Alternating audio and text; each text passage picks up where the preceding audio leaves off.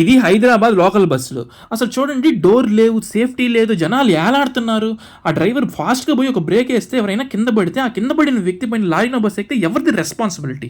ఇప్పుడు ఈ వీడియో చూడండి. ఇది బెంగుళూరులోని లోకల్ బస్సులు. చూడండి, ఆటోమేటిక్‌గా బస్సు మూవ్ అవ్వంగానే డోర్‌లు క్లోజ్ అయిపోతున్నాయి.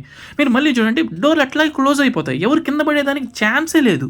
ఇది సేఫ్టీ అంటే. ఇప్పుడు ఈ వీడియో చూడండి, హైదరాబాద్ యూసఫ్‌గూడలోనే ఒక అమ్మాయి దిగుతా ఉంది. బస్సు మూవ్ అవుతా ఉంది. దిగే ప్రయత్నంలో బ్యాలెన్స్ కంట్రోల్ చేసుకోలేదు. బస్సు కింద పడిపోయింది. ఫ్రంట్ టైర్స్ అలాగే బ్యాక్ టైర్స్ కూడా అమ్మాయి మీద ఎక్కిచ్చేసింది. అమ్మాయి చనిపోయింది.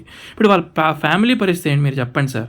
అదేం సార్, మా దగ్గర హెల్మెట్ వేసుకోకపోతే ₹1000, 2000 ఫైన్లు వేస్తారు.